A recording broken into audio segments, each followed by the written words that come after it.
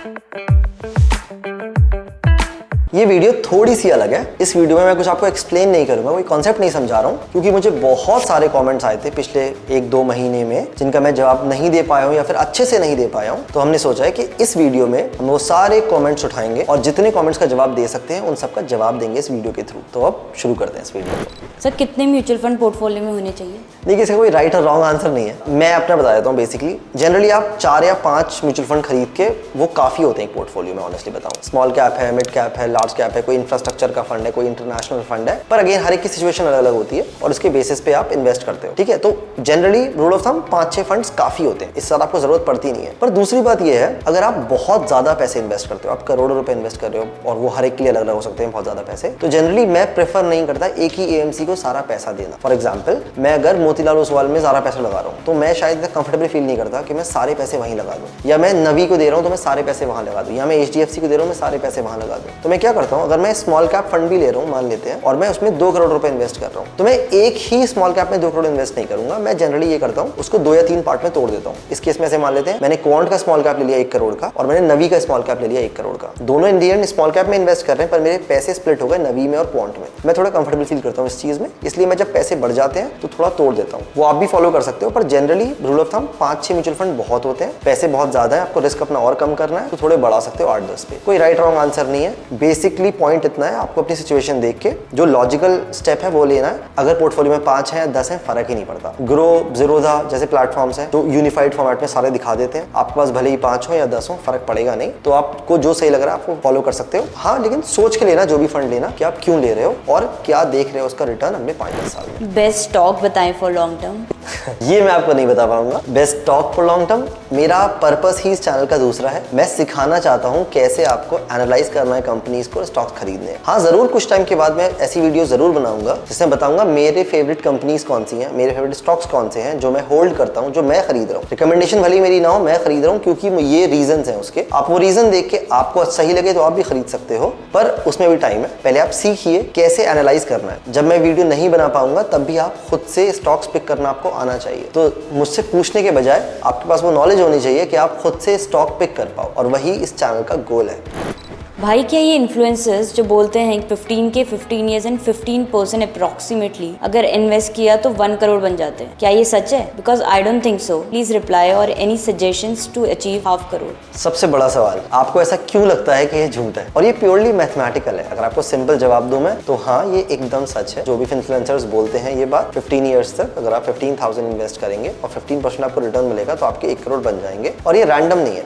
इसके लिए मैं आपको एक छोटा सा होमवर्क देता हूँ। अभी जाइए GROWWW.in या फिर गूगल पे लिख दीजिए ग्रो SIP कैलकुलेटर। वहां जाने के बाद आपको चूज करना होगा अपने SIP का अमाउंट, अपना ड्यूरेशन, टाइम फ्रेम, और फाइनली उसके बाद कितने % रिटर्न आपको मिल रहा है उसमें से। आप चूज कर लीजिए 15,000 रुपए, 15% रिटर्न और 15 साल के लिए। तो खुद दिख जाएगा कि आप 15 साल में 1 करोड़ रुपए बना सकते हो। आपका इन्वेस्टमेंट अराउंड 27 लाख के अराउंड आएगा और आपको इंटरेस्ट अराउंड 74 लाख के अराउंड हो जाएगा। ओवरऑल आपका 1 करोड़ 1 लाख जनरेट हो जाएगा। तो हाँ, ये बिल्कुल सही कहते हैं। और कंपाउंड इंटरेस्ट ऐसे ही चलता है। लॉन्ग टर्म में कंपाउंड इंटरेस्ट आपको एक मैजिक दिखा देता है कि आपके पैसे बढ़ते चले जाते हैं। तो आज ही जाइए SIP कैलकुलेटर देखिए, अपने जितने पैसे इन्वेस्ट कर सकते हो वो देखिए, कितने टाइम के लिए कर रहे हैं वो देखिए, और देखिए आप कितनी वेल्थ क्रिएट कर लेंगे, और उस डायरेक्शन में चलना शुरू कर दीजिए।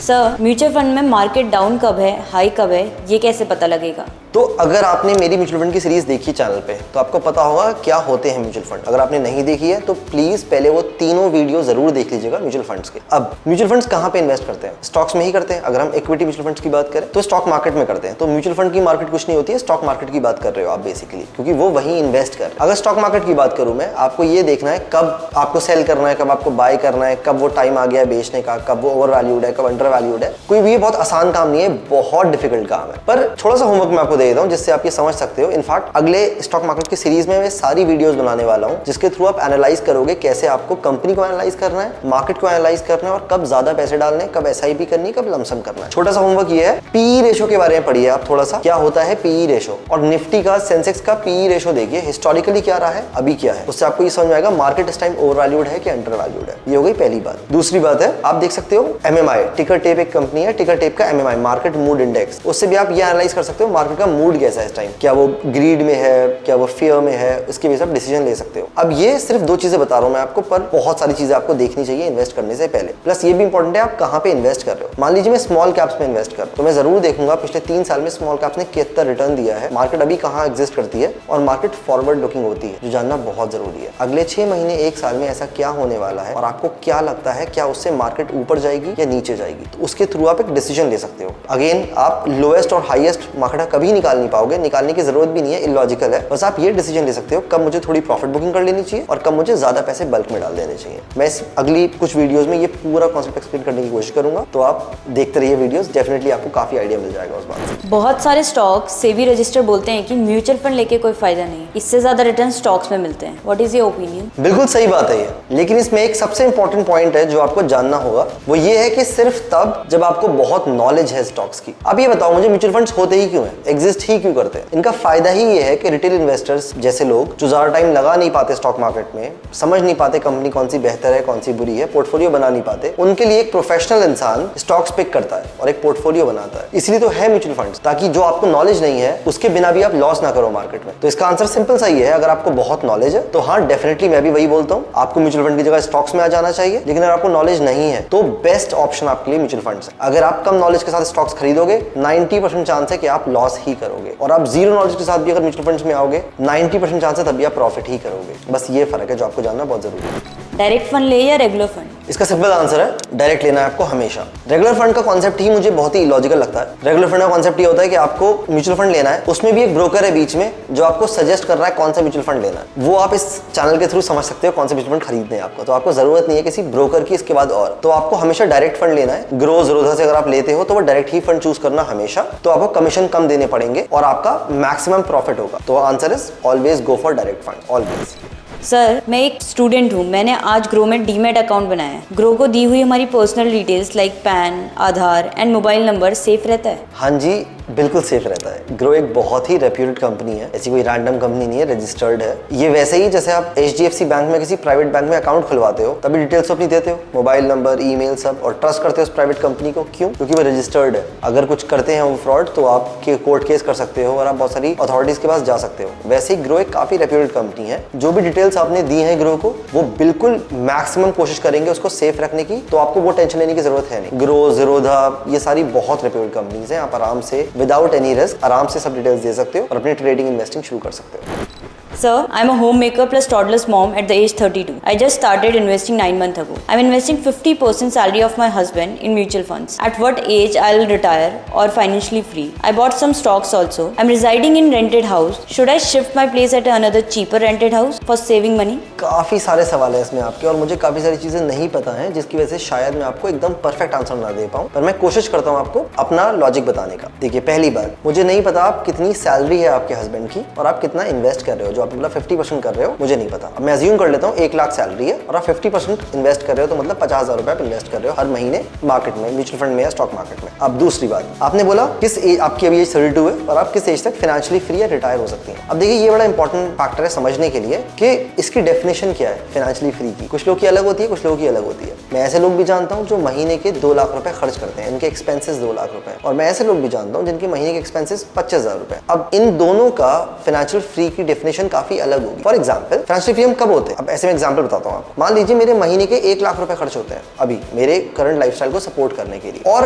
अगर 1 लाख रुपए पर मंथ खर्च कर रहा हूँ मैं अपनी नॉर्मल लाइफ जीने के लिए, साल के 12 लाख रुपए खर्च कर रहा हूँ बेसिकली मैं। ठीक है, अब मैं 12 लाख रुपए साल के खर्च कर रहा हूँ, तो अगर मेरे पास अगले 30 साल तक के पैसे मेरे अकाउंट में है तो क्या मैं बोल सकता हूँ फाइनेंशियली फ्री? मेरे हिसाब से डेफिनेटली बोल सकता हूँ। अगर मैं महीने के 1 लाख खर्च करता हूँ, साल के 12 लाख रुपए हो गए, 10 साल के 1 करोड़ 20 लाख रुपए हो गए, और 30 साल के अराउंड 3 करोड़ 60 लाख रुपए हो गए। तो इसका मतलब अगर मेरे अकाउंट में 3 करोड़ 60 लाख रुपए है और मैं उस पर, पहली बात तो कंपाउंड इंटरेस्ट लगेगा, मैं उसको इन्वेस्ट करूंगा तो वो बढ़ते भी रहेंगे और इन्फ्लेशन भी आएगा पिक्चर में। अभी सिंपल कर देता हूं मैं, तो भी मेरे पास अगर मैं हर महीने 1 लाख रुपए खर्च करूंगा तो भी 30 साल तक के पैसे हैं, और अगर मैं उसको इन्वेस्ट करूंगा तो वो ऑलमोस्ट जिंदगी भर चलते रहेंगे और मेरे बच्चों के पास भी चलते रहेंगे। तो आपको ये समझना है कि आपके मंथली एक्सपेंसेस कितने हैं। अगर मान लीजिए वो 50,000 रुपए आपका मंथली एक्सपेंस है, तो आप ये सोचो आपके साल के 6 लाख रुपए खर्च होते हैं, उसके बाद 10 साल में आपके 60 लाख होते हैं और 30 साल में आपके 1 करोड़ 80 लाख रुपए खर्च हो जाएंगे। तो आपके पास ये पैसे हैं क्या? इसके बाद दूसरा पॉइंट पॉइंट आपको जो सोचना है वो है क्या मेजर एक्सपेंसेस आएंगे अगर आपका बच्चा, बेटा बेटी कोई भी है, उनकी एजुकेशन में काफी पैसे खर्च होने वाले हैं, क्या आपने वो फैक्टर इन कर लिया है? अगर आपके पास 1,80,00,000 रुपए ये तो है, पर क्योंकि आपके बेटे की या बेटी की एजुकेशन आएगी, कॉलेज की फीस है, स्कूल की फीस है और हेल्थ केयर की इमरजेंसी हो सकती है, तो उसमें कितना पैसा लगेगा? मान लेते हैं 50 लाख 1 करोड़ आपको और चाहिए, तो आपके पास 3 करोड़ रुपए होने चाहिए। इसके अलावा आपको कुछ और भी फैक्टर इन करना है, आप वो कर सकते हो। तो 3-3.5 करोड़ आपके पास हो जाएंगे, तो आप बोल सकते हो मैं फाइनेंशियली फ्री हूँ, क्योंकि मुझे पैसों के लिए काम ही नहीं कर रहा हूँ, मैं इतने पैसे हैं अगले 30 साल तक मेरी लाइफ को सपोर्ट करने के लिए। और आप टेक्निकली बोल सकते हो मैं रिटायर हो गया, और कुछ भी छोटा मोटा कर सकते हो और चीजें आगे बढ़ा सकते हो। तो ये कैलकुलेशन आपको करनी पड़ेगी। मैं इनफैक्ट सोच रहा हूँ आपसे एक डेफिनेटली 1-on-1 आप कॉल सेटअप कर लूंगा, जिसमें पूरी चीजें आपको एक्सप्लेन कर दूंगा। तो प्रोबब्ली हम डेफिनेटली अपनी टीम से बोल दूंगा मैं कि आपसे मेरी कॉल सेटअप कर दें और मैं आपको डिटेल में समझा दूंगा। होपफुली ये आपको शायद थोड़ा हेल्प किया हो।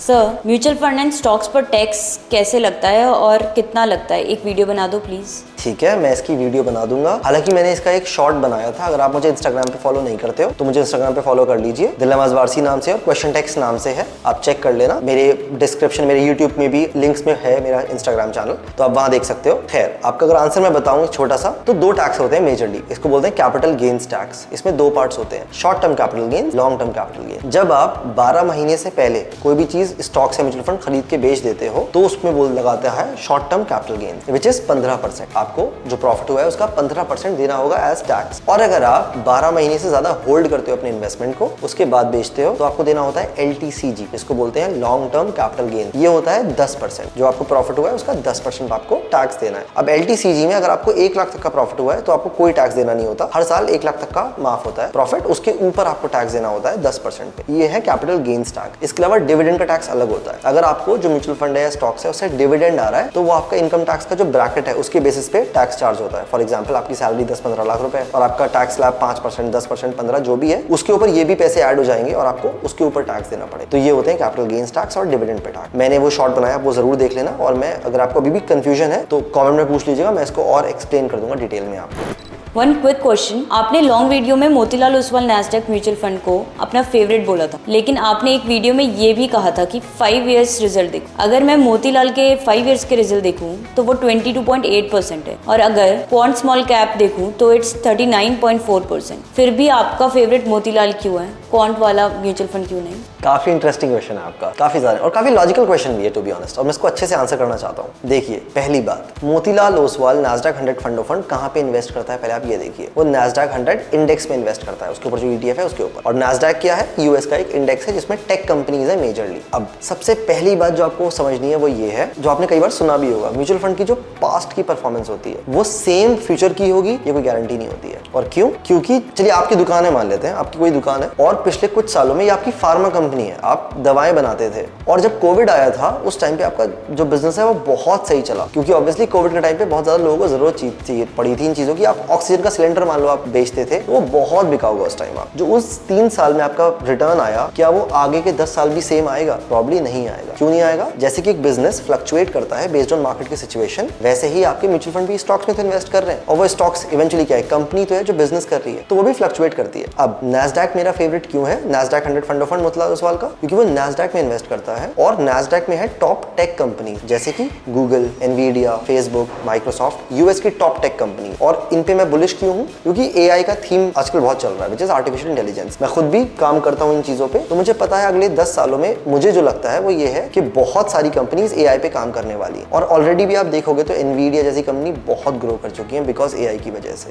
और सारी कंपनीज अब बनना चाहती हैं एआई वाली कंपनीज, कि हम मशीन लर्निंग यूज करते हैं, आर्टिफिशियल इंटेलिजेंस यूज करते हैं, और ये टॉप की जो टेक कंपनीज है ना, यही इसको पूरा ड्राइव करेंगे। कोई छोटी इंडियन टेक कंपनी के पास इतने पैसे ही नहीं है कि इतनी रिसर्च और डेवलपमेंट कर पाए। सिर्फ ये जो बड़ी कंपनी है ना, ओपन एआई है, गूगल है, फेसबुक है, माइक्रोसॉफ्ट है, इन्हीं के पास वो इंफ्रास्ट्रक्चर है, इन्हीं के पास वो पैसे हैं कि ये R&D करेंगे और बहुत उसको आगे लेके जा सकते हैं। इसी वजह से मुझे लगता है अगले 10 साल, और मैं फॉरवर्ड लुकिंग बात कर रहा हूँ, पुराना जो हुआ उसकी बात ही नहीं कर रहा हूँ, अगले 10 साल ये थीम प्ले करेगा और ये जो टॉप कंपनीज है ये और बड़ी होती जाएंगी, बिकॉज इनके पास ऑलमोस्ट मोनोपोली, मान लो आप, मोनोपोली तो नहीं, 4-5 कंपनीज है जिनके पास मेजर ये इंफ्रास्ट्रक्चर है जो ग्रो करती रहेंगी और कोई छोटी कंपनी इनसे कम्पीट कर ही नहीं सकती। इसीलिए नैस्डैक मेरा फेवरेट है, बिकॉज मैं आगे देख रहा हूँ, मैं पीछे नहीं देख रहा हूँ। क्वांट स्मॉल कैप ने ज्यादा रिटर्न दिया है क्योंकि पहले मार्केट फेवर कर रहा था। अगर आपको लगता है अगले 10 साल भी वही थीम चलता रहेगा तो वो आपका फेवरेट हो सकता है, पर मेरे केस में मुझे लगता है अगले 10 साल नैस्डैक बहुत बेटर परफॉर्म करेगा क्वांट स्मॉल कैप से, इसीलिए वो मेरा फेवरेट फंड है। अगर इसको आपको और डिटेल में समझना है तो कमेंट कर दीजिएगा, मैं आपसे 1-on-1 कॉल सेटअप कर लूंगा, ये बातें और एक्सप्लेन कर सकता हूँ मैं आपको। आई होप इससे आपकी हेल्प हुई हो। सो प्लीज़ मेरा पोर्टफोलियो रिव्यू कर दीजिए। अब देखिए, मुझे ये वाले बहुत सारे सवाल आते हैं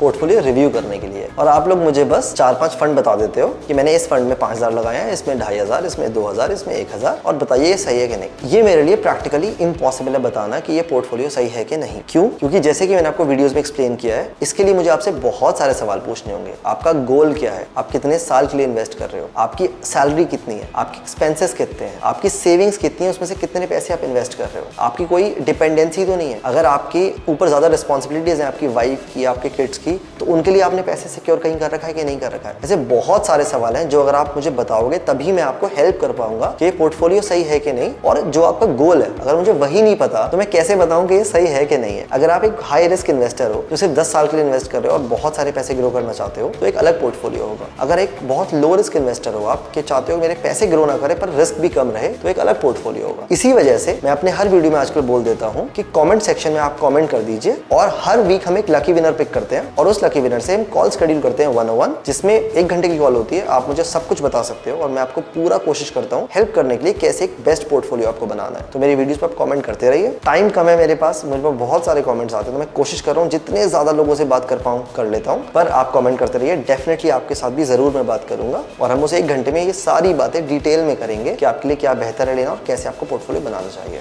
आई होप ये आपको हेल्प करे। तो इस वीडियो के थ्रू मैंने कोशिश करी है कि मैं ज़्यादा से ज़्यादा क्वेश्चंस का आंसर दे पाऊँ, क्योंकि मैं रिप्लाई शायद सबके नहीं कर पाता हूँ। कोशिश करता हूँ मैं सारे कमेंट्स का रिप्लाई करने का, पर इवन देन कई बार मुझे लगता है कि मैं एक्सप्लेन करूंगा अपने आप से, शायद आपको ज़्यादा समझ में आएगा। तो ये वही अटेम्प्ट है मेरा। हर महीने हम ऐसी Q&A वीडियोज़ बनाते रहेंगे। आप अपने क्वेश्चंस पूछते रहिए कॉमेंट सेक्शन में। 101 कॉल भी आप सेटअप करने की मैं कोशिश करूंगा, पर उसमें टाइम ज़्यादा लगता है तो वो कम लोगों से बात कर पाता हूँ। पर उसकी वजह भी अगर वो नहीं कर पाया मैं, तो ऐसे हर महीने ऐसी Q&A वीडियो बना देंगे हम, जिसमें आपके क्वेश्चन को मैं डिटेल में उसका आंसर दे दूंगा और होपफुली आपको वो काफ़ी हेल्प करेगा। तो thank you so much for investing your time.